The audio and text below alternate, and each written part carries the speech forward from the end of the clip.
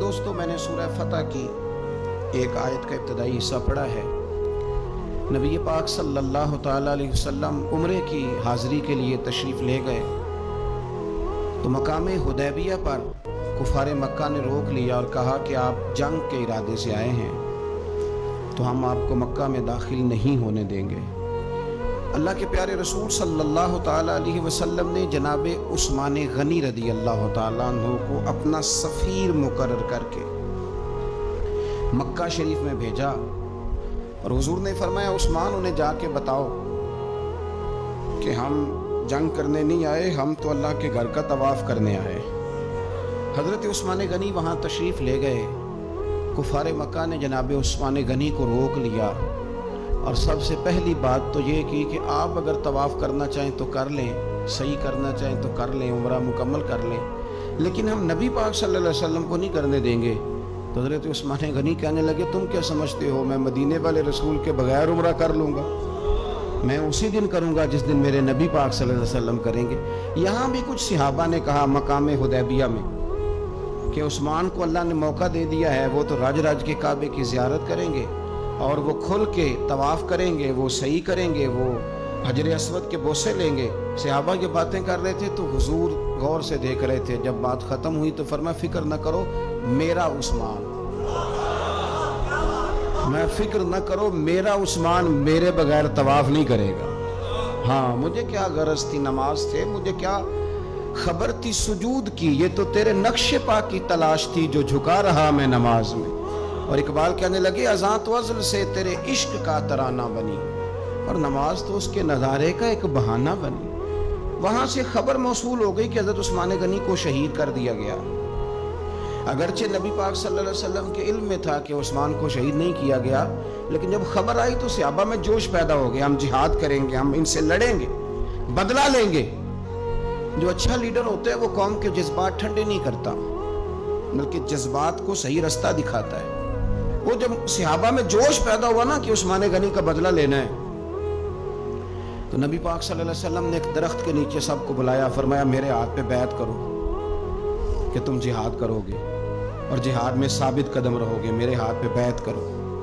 اب سب لوگ آئے کہ ہم جہاد کریں گے، ثابت قدم رہیں گے، عثمان کا بدلہ بھی لیں گے۔ وہ بیعت تھی کہ کیا نرالا رنگ تھا، اور حضور کو پتا تھا، وہ بھلا کس دلیل سے پتا تھا؟ جب سے اب صحابہ بیعت کر چکے نا، اب جو آدمی شہید ہو جائے اس کی تو بیعت نہیں نہ ہوتی، لیکن نبی کریم نے اپنا دست مبارک کھڑا کیا، فرمایا بھی یہ میرا ہاتھ ہے اور یہ میرے عثمان کا ہاتھ ہے، اور یوں ہاتھ پہ ہاتھ رکھ کے فرمایا لو میں عثمان غنی کی بھی بیعت کرتا ہوں، عثمان غنی کی بھی بیعت کرتا ہوں۔ اب وہ صحابہ کے اندر جذبہ، وہ شوق، وہ حضرت عثمان کے لیے پیار، وہ جہاد کے لیے تڑپ اللہ تعالیٰ نے بیان کیا۔ کیا انداز ہے! فرمایا لقد رضی اللہ عن المؤمنین اذ یبایعونک تحت الشجرہ، محبوب بے شک اللہ ان مومنوں سے راضی ہو گیا ہے جو درخت کے نیچے بیٹھ کر آپ کی بیعت کر رہے تھے۔ اللہ ان اہل ایمان سے راضی ہے۔ میرے نبی پاک علیہ السلام نے فرمایا جن جن نے وہاں بیٹھ کر میرے ہاتھ پہ بیعت کی تھی، اس آیت کے بعد اللہ نے وعدہ کر لیا ان میں سے کوئی بھی دوزخ میں نہیں جائے گا، سارے جنتی ہو گئے۔ سن لو بات، اس کو اچھی طرح سمجھ لو، اچھی طرح۔ یہ قرآن مجید ہے، یہ خاص نقطہ ہے، اس کو اپنے دل میں جگہ دینا۔ انہوں نے جہاد کیا نہیں، جہاد پر بیعت کی، وہ لڑنے گئے نہیں، لڑنے کا پختہ ارادہ کیا، ابھی کفر کے مقابلے میں کھڑے نہیں ہوئے تو اللہ تعالیٰ نے جنتی قرار دے دیا۔ میں کہا کرتا ہوں کہ چلو جہاد جب آئے گا تب تو دیکھی جائے گی، ارادے تو کرو نا۔ رب تو ارادوں پر ہی جنت کے وعدے فرما دیتا ہے، ارادوں پر ہی۔ ہماری نیتیں ہی نہیں بنتی، ہمارا پروگرام ہی نہیں بنتا، ہمارا کوئی ایسا ذہن ہی نہیں بنتا۔ تو حضرت عثمان غنی کا یہ مرتبہ ہے کہ ان کے تعلق سے اگر میٹنگ بھی بیٹھے، بیعت بھی ہو تو اللہ تو ان بندوں سے بھی راضی ہو جاتا ہے جو ان کے لیے اکٹھے ہوتے ہیں۔ حضرت عثمان غنی میرے نبی پاک علیہ السلام کے صحابہ میں جید ترین آدمی، اور یہ حضور کے داماد ہیں۔ نبی پاک کی 4 بیٹیاں ہیں، اور یہ بات قرآن پاک سے ثابت ہے کل ازواجک و بنات، اے محبوب اپنی بیویوں سے بھی کہہ دو اور بیٹیوں سے بھی کہہ دو۔ اللہ نے قرآن میں بیٹی نہیں کہا، بنات کہا۔ سورہ احزاب دیکھ لیجئے گا، اپنی بیویوں سے کہہ دو اور اپنی، تو بیٹیاں جو ہوتی ہیں وہ ایک ہوتی ہیں، लोग उम्रों का हिसाब लगाते फिरते हैं, उम्रों का, इतनी उम्र में शादी हो तो है। ओ खुदा के बंदे, तू किस चक्कर में पड़ गया? जब रसूल करीम सल्लल्लाहु ताला अलैहि वसल्लम को रब कह रहे अपनी बेटियों से कह दो, हुजूर की 4 बेटियां, हजरत ज़ैनब हुजूर की बड़ी साहिबजादी हैं, उनकी बड़ी बेटी हजरत उमामा बिनते ज़ैनब सही बुखारी में मौजूद है। नबी पाक अपनी नवासी से बड़ा प्यार करते थे। हुजूर निकलने लगते नमाज के लिए तो बच्ची जिद करती, नाना मैंने नहीं जाने देना। बड़ा सियाना बंदा भी हो तो छोटे बच्चों से डरता है, छुप के बाहर निकलना पड़ता है, बच्चे नहीं निकलने देते। हालांकि बंदा किसी से नहीं डर रहा, समझदार है, पर वो कहता है इसे ज़रा साइड पे कर। प्यार होता है ना जी, दिल नहीं। हजरत ज़ैनब कहती हैं कि मेरी बेटी जिद करने लगी, हुजूर नमाज के लिए जा रहे थे, नाना के साथ जाना है। मैंने बच्ची को ज़बरदस्ती पकड़ा, मैंने कहा बैठ जाओ, हुजूर आप जाएं। बच्ची रोने लगी तो हुजूर वापस आ गए। तू कहता है हुजूर की हमें बाकी नवासियाँ नहीं मिलते, बुखारी में पढ़े हैं बाकी के भी। नबी पाक वापस आ गए और फरमाया ना ज़ैनब रुला दे मुझे, मैं साथ ही ले जाता हूँ। अब्बा जान आप नमाज पढ़ेंगे, बच्ची संभालेंगे। फरमाया दोनों काम ही कर लूँगा। हुजूर ले आए जनाब उमामा को, अल्लाहु अकबर कह के नियत बांधी तो यहाँ नवासी को उठाया हुआ, गोया नमाज भी हो रही है और नवासी की दिलजोई भी हो रही है। उमामा बिनते ज़ैनब को हुजूर ने उठाया हुआ। अल्लाह के रसूल रुकू में गए तो बच्ची को खड़ा कर, शहजादी हुजूर की जुल्फों से खेलती रही, सजदे में गए तो जुल्फों से खेलती रही, हुजूर फिर उठे तो बच्ची को फिर उठा ली। तो मेरे रसूल पाक की 4 बेटियां, मैंने कस्तन आज कुछ ऐसी रिवायात आपके सामने रखनी है जिसमें सिर्फ हजरत उस्मान गनी की शान ना हो, जनाब रुकैया का भी जिक्र हो। हुजूर ने हजरत रुकैया रसूल पाक सल्लल्लाहु अलैहि वसल्लम की दूसरी साहिबजादी, सबसे बड़ी जनाब ज़ैनब है, दूसरी रुकैया है, उनका निकाह हजरत उस्मान गनी के साथ फरमाया।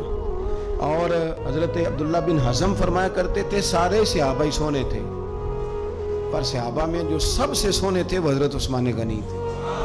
ऊंचा लंबा कद था, घनी दाढ़ी थी, हुस्न था, जमाल था और शर्मीले थे।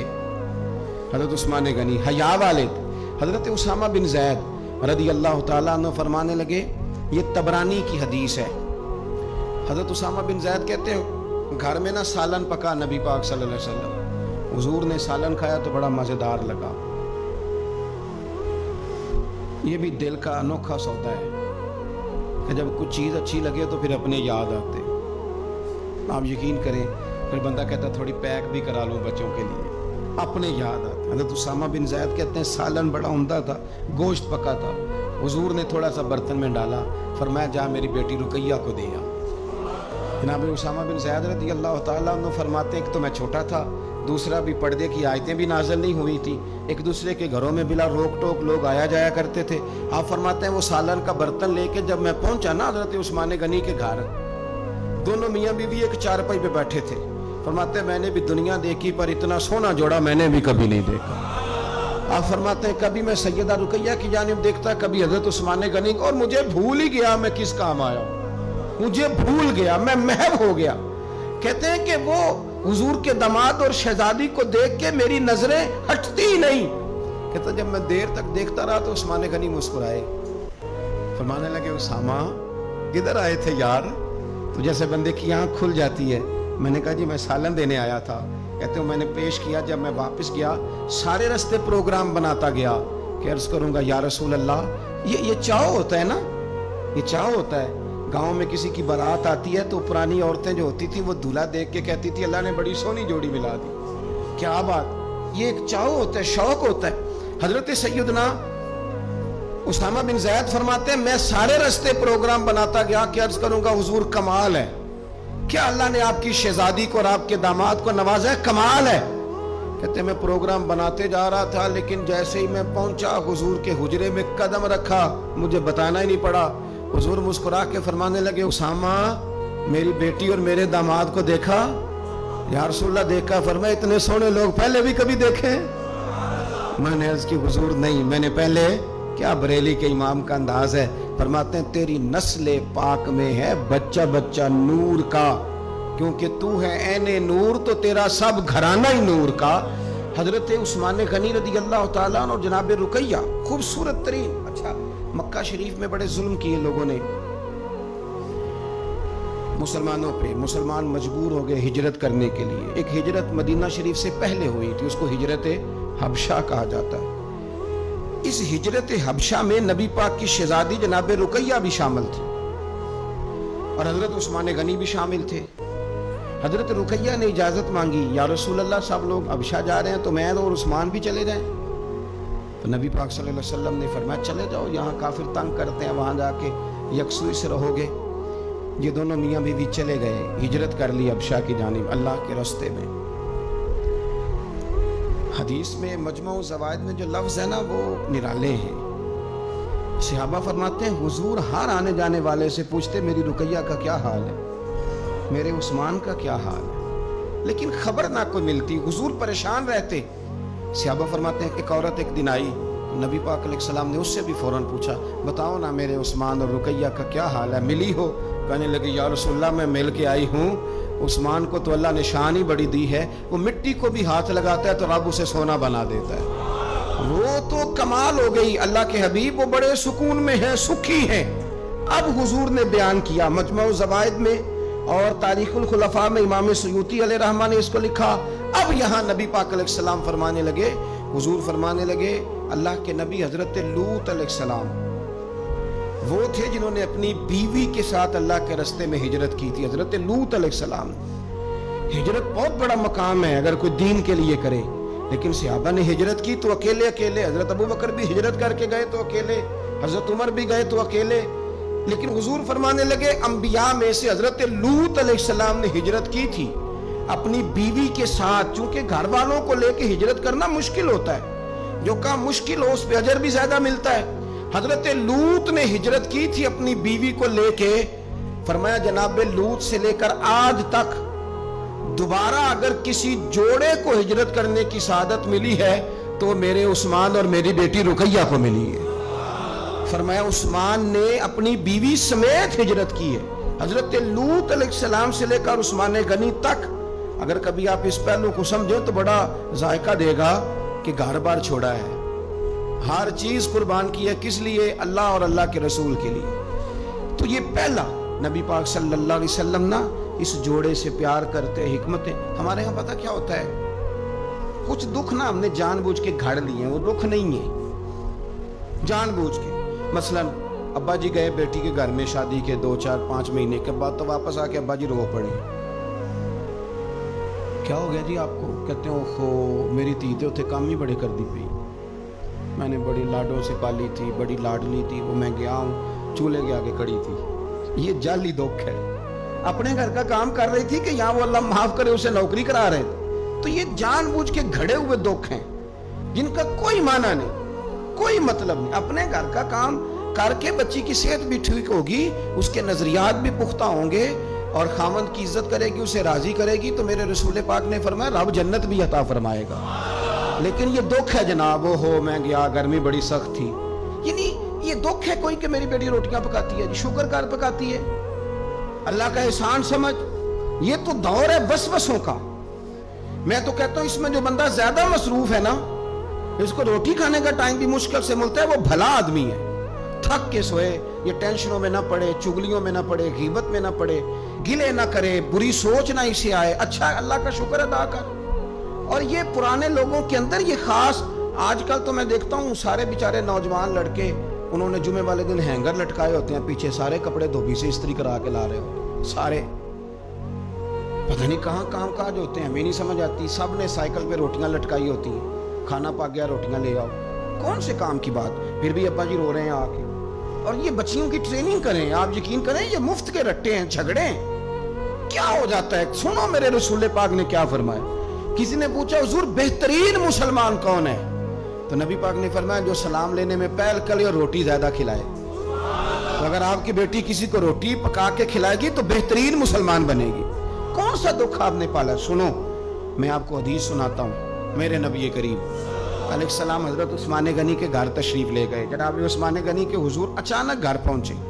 حضرت ابو ہریرہ رضی اللہ تعالیٰ عنہ فرمانے لگے جب نبی پاک علیہ السلام ان کے حجرہ نور میں داخل ہوئے نا, تو نبی پاک کی شہزادی سے بڑھ کر تو کوئی شہزادی نہیں نا. یہ تو وہ خواتین ہیں جن کو قرآن نے سب سے بہترین کہا. हुजूर के घर में रहने वाले लोगों को। हुजूर की लख्ते जिगर जनाब रुकैया। हजरत अबू हुरैरा कहते हैं हुजूर अचानक पहुंचे हजरत उस्मान गनी के घर, तो जनाब उस्मान गनी चारपाई पे बैठे थे और जनाब रुकैया अपने हाथों से उनके बालों में पानी डाल डाल के उनके सर को धो रही थी। यानी चक्की भी पीसे जनाब रुकैया, लेपा पोती भी करें कच्चे मकान को, घर का सारा काम काज भी करें और अपने शौहर के बालों में पानी डालकर वो सर भी धोए। हुजूर पहुंच गए, जनाब उस्मान गनी की नजर पड़ी तो झिझक महसूस की। हजरत रुकैया रदी अल्लाह ताला अन्हा भी जरा ठहर गई। देखो मेरे नबी पाक की तरबियत का अंदाज। रसूल करीम ने क्या फरमाया? नबी करीम फरमाने लगे रुकैया अपने शौहर की ज्यादा खिदमत किया कर, रुकैया अपने खामद की ज्यादा खिदमत कर। फरमाया मेरे सारे सहाबाए शान वाले हैं, लेकिन जिसने मेरे अखलाक को सबसे ज्यादा देखना हो वो मेरे उस्मान गनी को देखे। ये अखलाक में मुझसे ज्यादा मुशाबत रखता है बेटी, ज्यादा ज्यादा खिदमत किया कर अपने शौहर की ज्यादा। ये हुजूर ने तरबियत दी। ये नबी पाक अलैहिस्सलाम ने हमें बतलाया कि इस तरह तुम्हारे घर बनेंगे, इस तरह दुख दूर होंगे। लेकिन जब अब्बा ही घर आके रोएगा और अम्मा ही बद्दुआ करेगी कि देखो मेरी बेटी को क्या हाल कर दिया, रोटियां पकवा तो कैसे घर चलेगा? समझें आप इन चीजों। हुजूर सैयद आलम सल्लल्लाहु ताला अलैहि वसल्लम ने फरमाया और खिदमत कर। एक दिन फिर हुजूर गए घर में, तो जाकर के पूछा कि उस्मान गनी कहाँ है? तो जनाब रुकैया, अब चूंकि हुजूर ने कहा था ज्यादा खिदमत कर, तो उस दिन तो सिर्फ बाल धोए थे ना। आज एक बात बढ़ के बयान की। अर्ज की या रसूल अल्लाह, मैंने उनके बालों में कंघी करके उन्हें बाहर भेजा है। आप जरा अंदाज देखिए शहजादी के बात करने की। हुजूर मैंने बालों में कंघी करके भेजा है। हुजूर मुस्कुराए, फरमाया रुकैया मैं उस्मान से भी राजी हूँ, पुत्र तुझसे भी बड़ा ही राजी हूँ, मैं तुम दोनों से बड़ा राजी हूँ। आप दीन इस्लाम के इस खूबसूरत तरीन मिजाज को समझे कि मेरे नबी करीम सल्लल्लाहु ताला अलैहि वसल्लम ने इरशाद फरमाया कि मैं तुम दोनों से राजी हूँ। हजरत रुकैया रदी अल्लाह ताला अन्हा के घर हुजूर सालन भी भेजें, उनकी हिजरत की भी तारीफ करें, उनके हुस्न की भी तारीफ करें, मियाँ बीवी के आपस में रिश्ते को मजबूत करने की बात करें। जनाब रुकैया बीमार हो गई। सैयदा रुकैया रदी अल्लाह ताला उस वक़्त बीमार हुई जब मेरे नबी पाक सल्लल्लाहु अलैहि वसल्लम बदर की तैयारी में थे। हुजूर तशरीफ लाए, बेटी को बीमार देखा तो हुजूर गमगीन हुए। हजरत उस्मान गनी रदी अल्लाह ताला अन्हु से फरमाने लगे उस्मान बदर में हम दोनों नहीं जाएंगे, या मैं रह जाता हूँ या तू रह जा। एक रवायत में हजरत उस्मान गनी फरमाने लगे या रसूल अल्लाह सल्लल्लाहु अलैहि वसल्लम आप जो फैसला करें मुझे मंजूर है। तो हुजूर फरमाने लगे मैंने तो कमान करनी है ना, मैं जाता हूँ, तू मेरी बेटी की तीमारदारी कर। हजरत उस्मान गनी रदी अल्लाह ताला अन्हु बदर में शरीक नहीं हुए। बदर में गिनती में लोग 312 थे, हजरत उस्मान गए नहीं, पर नबी पाक ने फरमाया उस्मान चूंकि मेरी बेटी की तीमारदारी कर रहा है लिहाजा वो बदर में नहीं भी आया, फिर भी अल्लाह ने बदरियों में शामिल कर लिया, फिर भी यहाँ शामिल है।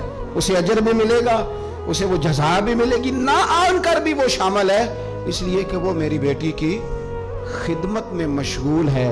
हजरत उस्मान गनी की ज़रा अज़मत तो देखना मेरे भाइयों। हुजूर जब बदर से वापस आए तो जनाब रुकैया विसाल कर गई थी, जनाब उस्मान उन्हें दफन करके आ रहे थे।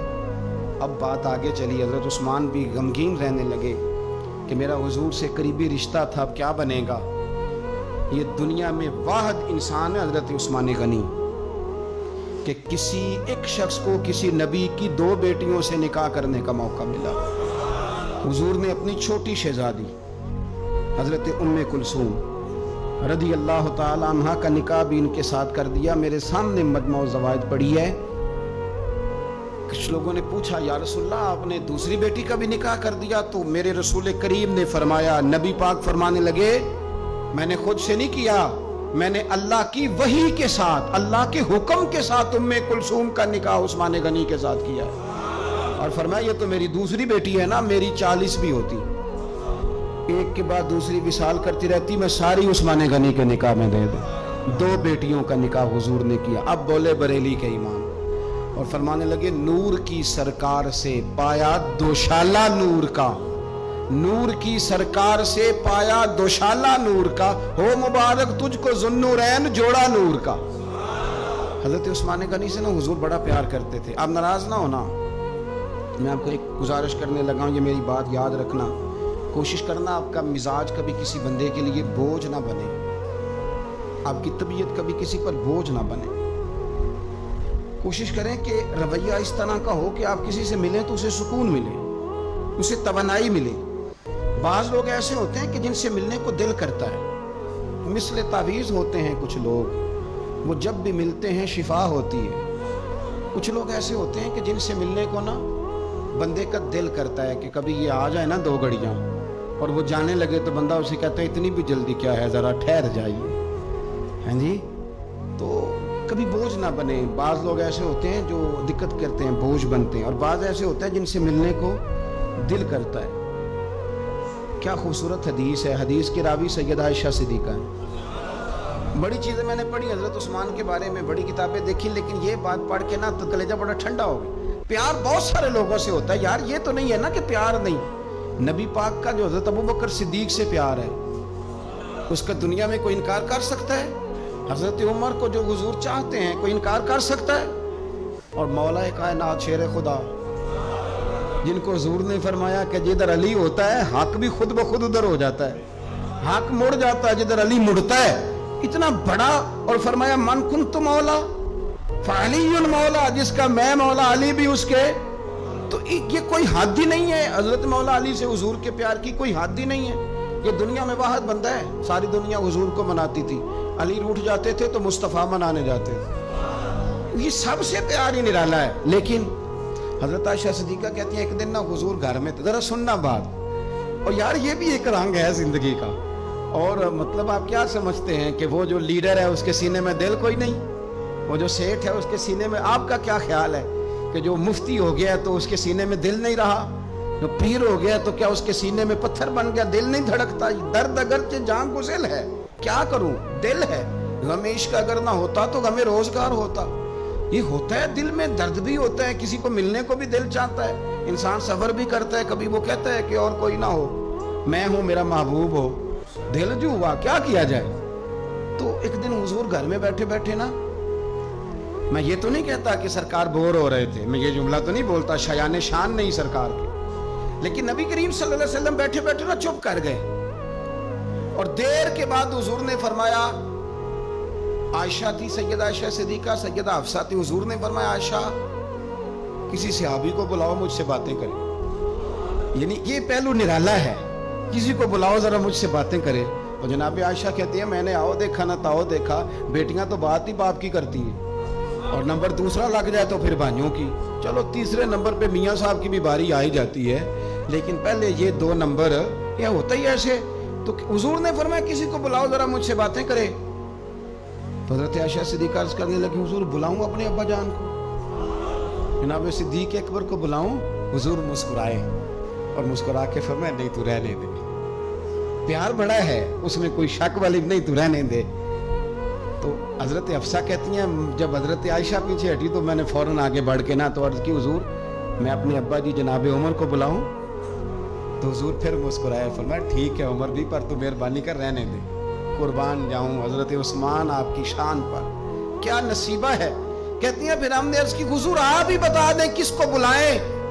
تو کہتی ہیں ہم نے حضور کے چہرے پر عجیب سی سنجیدگی دیکھی، حضور فرمانے لگے کوئی میرے عثمان کو بلاؤ، کوئی میرے عثمان کو بلاؤ، میں اس سے باتیں کرنا چاہتا ہوں۔ کہتی ہے پیغام چلا گیا، عثمان آ گئے، پردہ گر گیا، بیبیاں اندر چلی گئیں، حضور نے پہلو میں بٹھا لیا، میرے نبی نے ماتھا بھی چوما، حضور نے پیار بھی کیا، اور فرمایا عثمان اس دن ثابت قدم رہنا جس دن لوگ تمہیں شہید کریں گے، عثمان اس دن ثابت قدم رہنا جس دن فتنے اٹھیں گے، اس دن ثابت قدم رہنا جب لوگ تیری قمیض اتارنا چاہیں گے جو اللہ نے تجھے پہنائی ہوگی، فرمایا اس دن ثابت قدم رہنا۔ حضرت سیدنا عثمان غنی نے آنکھ اٹھائی، ہلکے سے آنسو چمکے، عرض کی حضور آپ دعا کر دینا اللہ عثمان کی مدد فرما دے گا۔ دعا حضرت عثمان غنی کو تو حضور بلا کے نا یار اس کیفیت کو سمجھو، اتنا میٹھا بندہ، حضرت عثمان غنی بالکل نرم مزاج آدمی تھے، ٹھنڈی طبیعت کے تھے، لیکن حضرت عائشہ کہتی ہیں حضور لیٹے ہوئے تھے تو ذرا پنڈلی سے نا تامت مبارک کٹی ہوئی تھی، یہ بخاری مسلم ہے۔ حضرت ابو بکر آئے، حضور لیٹے رہے، بات چیت ہوتی رہی، جناب عمر آئے، لیٹے رہے، بات ہوتی رہی، کسی نے کہا حضور عثمان آ گئے، हुजूर उठे, तामत सीधी की, उठ के, हालांकि बंदा नरम मिजाज है सबसे, रसूल करीम ने तामत मुबारक को सीधा किया। लोग बैठे रहे, बातें हुई, चले गए। सैयदा आयशा सिद्दीक़ा कहती है, मैंने कहा या रसूलल्लाह, मेरे अब्बा जी भी आए, आप लेटे रहे, उमर भी आए, आपने उस्मान के आने पर तो उन्हें बड़ा एहतमाम किया। तो हुजूर फरमाने लगे, आयशा उससे हया ना करो जिसकी फरिश्ते भी हया करते। अल्लाह करे आपको समझ आए। मैं बात खत्म करने लगा हूँ, ये हदीस पढ़नी जरूरी हो गई थी।